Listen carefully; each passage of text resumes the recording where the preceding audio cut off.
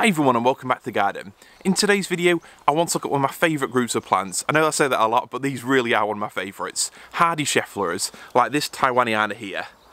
They're really graceful looking exotic plants, and I want to look at a few care tips for them, how best to look after them, how knowing a bit about where they come from and how big they get might influence how you use them in your garden, as well as why I believe they're going to be one of the trendiest plants this year.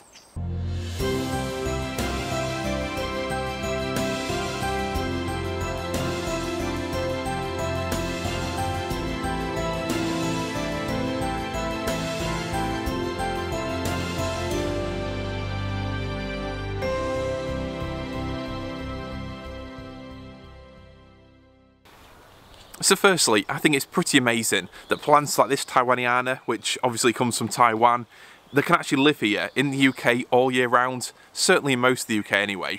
And if you go down to Cornwall, some of the great gardens there like Treba, the Lost Gardens of Heligan and Tregeum, you can see some fantastic examples of these thriving in a sort of jungle exotic woodland setting. With Tregeum especially, there's some mature examples that are now small trees with quite big trunks on them, and they do look incredibly impressive, and they definitely give an air of exotic to pretty much a standard sort of UK woodland setting. So they're a great plant and they're surprisingly hardy. They do look very similar to the umbrella plants you have as houseplants, and that's one of the reasons why I think they're going to be so popular. Because houseplants obviously have taken off this past year or two. There's been an explosion in popularity. So to be able to have a plant that's got that same sort of exoticness but grow outside without needing a lot of special care makes them a fantastic choice. If you're fairly new to tropical gardening then, I imagine it's probably the big palm trees like Trachycarpus, banana plants with the huge leaves like Ensete ventricosa morellii, Musa basdew, or it could be big leaf gunneras and Tetrapanax, which I will be doing a video on soon. It might be those kind of plants with huge impact and just amazing visual appeal that draw you into creating this kind of garden in the first place. And I can definitely understand if you think that Scheffleras don't have that kind of appeal straight away, but they're a great supporting plant alongside these. Max has come out to say hello and just enjoy the snowstorm of blossom coming down. So the Scheffleras then, I think it's fair to say they won't be the first plant of choice if you're creating a tropical garden, but I definitely think they work really well with these kinds of other plants, and I think it's a natural progression of things. Just looking at other people's collections, you tend to go for the big leaf bananas, the tree ferns, the palm trees at first, but then you need plants that sort of fill in the gaps and help create that exotic atmosphere whilst not needing a lot of extra care in themselves. Otherwise, if you had a garden full of tender plants, full of plants that need protecting every winter, it would be a huge amount of effort. So it's great to find plants like Schefflera that don't need a lot of looking after, that help for that exotic vibe and look great all year round as well. Whilst they do produce flowers and berries, Scheffleras are primarily a foliage plant, and there's so many great different exotic foliage choices, but Scheffleras are quite variable in themselves. So here in the garden I've got quite a few varieties. Like I said, they're one of my favourite groups of plants. So just looking through them in case it helps you out, I always think it's great to see pictures, you know, rather than just websites that list what the stock is, because then you can get an idea of whether you like that individual plant. So I've actually got a couple different sorts, quite a few plants actually, of Schefflera Taiwaniana, and that is my favourite, probably my top recommendation for growing a Schefflera here in the UK. They're really tough, really easy, and if you look at these pictures, you can actually see there's quite a bit of variability. Some have got thinner leaves, some have got chunky leaves, you can get some plants with straight trunks and others that have got a huge amount of character to them. There's also Schefflera Macrophylla, which is a little bit less hardy. It's got really big leaves. The example that I've got here in the garden, it doesn't look great at the minute, but it was only planted out last year, so I'm hoping this summer it's really going to sort of bounce into growth.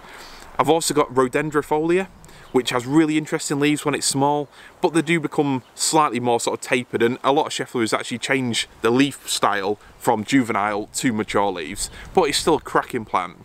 I've got Delavayi, which is a really interesting variety with glossy leaves. Again, it's supposed to be pretty tough, but just amazing foliage, and it absolutely deserves a place in my garden. And then there's a few other varieties. There's Alpina, which I have grown in the past, but unfortunately my plant didn't make it, and I think it was some sort of root weevil that caused the issues. I just had to put Max down his run off to go inside and do his usual guard dog duty on the front windowsill, barking at everything that moves going past the window.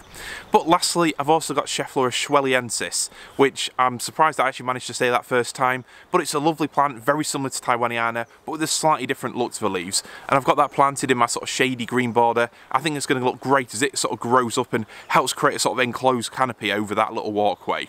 So really, they're just an amazing group of plants. They've all got really interesting exotic foliage. Obviously there are other varieties available, but these are just what I grow here in the garden.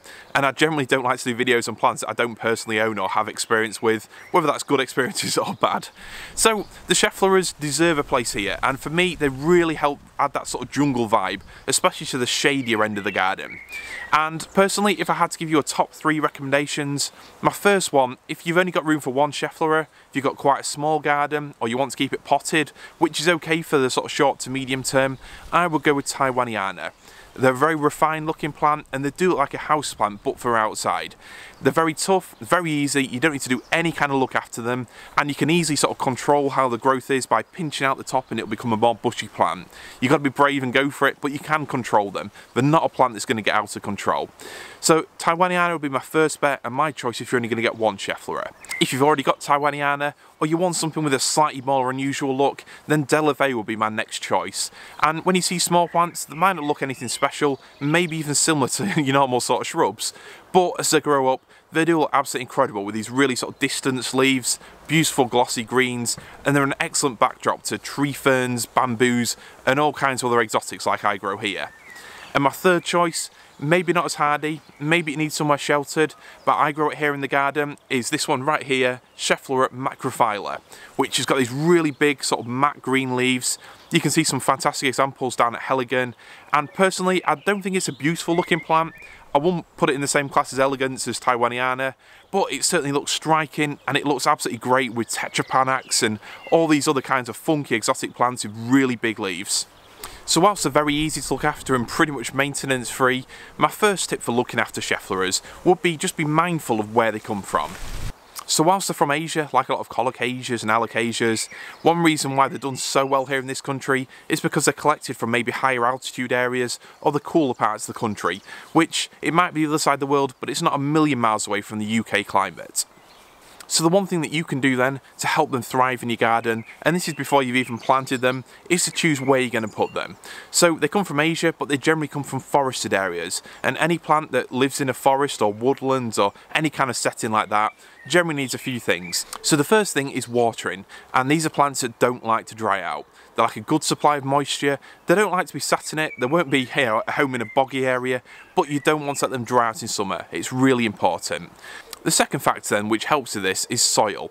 And any plant that comes from a woodland area generally benefit from having the same kind of soil. So you want a good structure to it, you want plenty of organic matter in there. So if you've got either a heavy clay soil or at the other end of the scale quite a sandy soil, anything you can dig in that's organic matter, like your farmyard manure or soil improver, anything like that, can really help to improve the structure of that soil, let these plants get the roots down, and it'll actually help it retain more moisture in summer, so you've got less watering to do. The third factor is humidity, and this is generally one that people overlook. Now, they are tough plants, they're very adaptable, and chances are, in most UK gardens, unless you live right on the coast or, you know, in some baking rooftop in the middle of London, they should be absolutely fine. But one way you can make them healthier, tougher plants that need less protection and just grow so much faster is by increasing the humidity, trying to create a habitat that's similar to where they come from. I know it's easy for me to say just to increase the humidity to recreate the natural environment. It's maybe not as straightforward as that. But obviously with houseplants you can do it easily by misting them a few times a day or sitting them on a tray of gravel filled with water, and that'll just increase humidity around that area.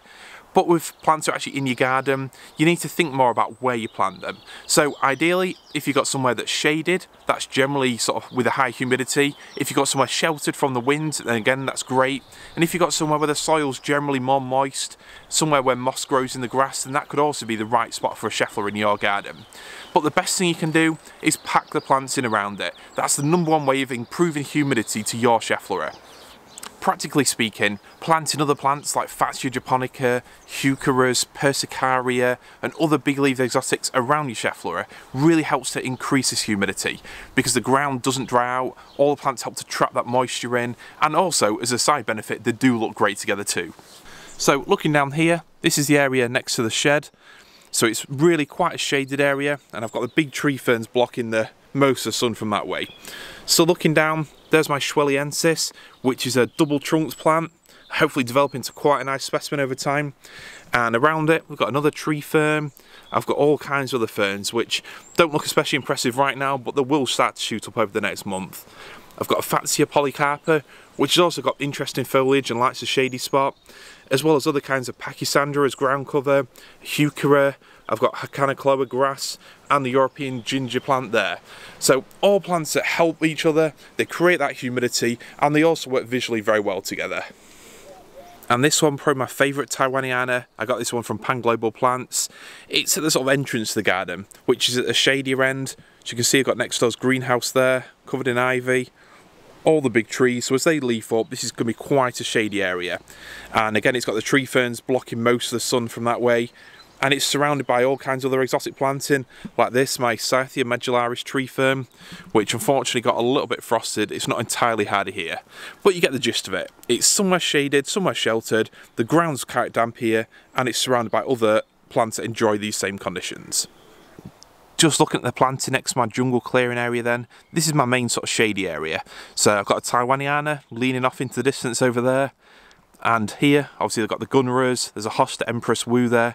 There's all kinds of other Persicarias, Hostas, Colocasia Pink China that are just starting to come through now. And here, I've got another Taiwaniana, I've got a Rhododendrifolia there, and Rhododendron Sina Grande. So I try to group, well obviously hopefully there's enough room for each one, but I try to group these kind of interesting looking plants to form a backdrop to the more summer sort of style tropical and tender planting, which is going to be planted out or come through over the next month. But again, like the previous area, nicely sheltered here. We've got a big cherry tree looking over it with beautiful ivy. So this area is going to be mostly shady in the summer, and most of the sun from that way is going to be blocked by all kinds of bamboos, palm trees. So hopefully it'll be a lovely shelter spot, high humidity, good damp soil, good rich soil, exactly what they need. So that's my tips for planting out your Schefflera then, and how putting a bit of thought into choosing the right spot in your garden can lead to a healthier, happier plant that grows faster, is tougher in winter, and requires less looking after. Obviously we're in the early stage of this garden here, we only moved in last August, but hopefully you can see what I'm trying to create, how I'm using the areas that naturally suit these kind of plants, but also putting other planting around them to hopefully build up a garden that just looks right, as well as providing the best environment for each kind of group of plants. But if you want to see some great mature examples of Scheffleras, obviously there's the gardens I mentioned down in Cornwall, but check out Alternative Eden, check out the guy's blog. If you type it into Google, Alternative Eden Schefflera, they've got some amazing plants in their garden, which are obviously a lot more established and mature than mine, but it gives you a good idea of how big these plants can get and just how amazing they can look. When it comes to size then, and I've mentioned this in my previous design and planting out videos, it's important to give some consideration to how big plants can get. Yes, you can control them by putting them in pots or by pruning them, but plants do want to get big, and sometimes bigger than you want them to. So in the case of Schefflera, they do grow pretty quickly. They're never going to take over your garden, but I'd say roughly around a foot or so of growth a year, so that's 300 to maybe 500 mil, and most of this comes in spring. As they put out a flush of new leaves, the stem or the trunk seems to magically get taller, and they do put on a lot of growth in a relatively short time. And as you saw the pictures from Cornwall, they will eventually become large shrubs or small trees if you leave them to it. So it's worth thinking when you're planting out your garden, you don't want to put them in based on the height they are now. They might work really well with Tetrapanax, with your other sort of ground covers like Persicaria, and have interesting foliage, but you just need to think in your head, how big is this plant going to be in maybe 5 or 10 years time, and is it the right spot for it? So as you can see here, they're mostly planted at the back of borders, or areas where there's enough vertical room for them to grow up over time, and the plan is for them to form a lush sort of evergreen exotic canopy for all other exotics to grow underneath. As I mentioned then, Schefflera are very tough and hardy plants, but like with a lot of other exotics, size does matter. And if you bought a small plant, as I've done in the past, as either a plug plant or something that's maybe 150 mil, 6 inches tall, generally speaking, you might be better off growing that on in a polytunnel or a greenhouse, maybe pot it up into a little bit of a larger pot for maybe 2 or 3 years until it gets to 500 mil to a metre tall. Personally, I'm obviously impatient, and I have planted out a couple of smaller ones in the garden, and they've been absolutely fine this winter, even with quite sort of sustained -3 to -5 temperatures. All I did was have a pot over the top of them and just put some fleece inside it, and they've been absolutely fine. But as general advice, if you live in a colder area especially, if you buy a small Schefflera and it's less than maybe 500 mil, I would definitely grow it on until it's a little bit bigger and got more of a woody stem or trunk to it before I plant it out. So if you look at this Schefflera here, all I did in winter for this Taiwaniana, and I probably didn't even need to do it really, was on the very coldest nights and days, just put a bit of fleece over the top. But in reality, it looks like it's been absolutely fine, and when they get to a certain size, you obviously can't protect them anyway. So they're a plant that's tough at this size, and probably the easiest way to think about it is, if there's a really, really bad winter, new growth tends to get frazzled where existing trunks and stems are fine. So if your plant is just new growth and it's only a small one, then that's just going to completely wipe it out. Whereas worst case, if you've got a plant like this that's maybe bigger and you can't protect it, chances are it's going to re-sprout from the trunk or lower down anyway, and it should be absolutely fine. One thing I would say is if you bought a Schefflera recently, or like the one that I showed you earlier on, it's already started flushing. Obviously this one that's been in the ground all winter hasn't yet, because it's been quite a cold spring and it's not really got warm enough yet. But if you've got one that's already in full growth and it might have been growing in a lovely warm greenhouse or polytunnel, maybe even inside, then don't just plant it straight out yet. For the next month or so, I would treat it like a tender plant, even though it isn't one, just because that new growth is very susceptible to damage by frost. So for the sake of another few weeks, hopefully we're actually in the last week of frost here now, but just protect it, just have it somewhere sheltered, put a bit of fleece over the top of it, or keep it in the greenhouse. That's probably what I'd do. But obviously you can plant that out, and that growth will harden off over this summer, so by this next winter it should be absolutely fine. It's starting to rain now, so I'm going to head inside. But that's Scheffleras. They're beautiful plants, and for me personally, they're a must-have in any jungle garden. And they also work great as part of a tropical border. Not only do you have those leaves and that amazing foliage in summer, but all the way through winter as well. So you should absolutely give them a look.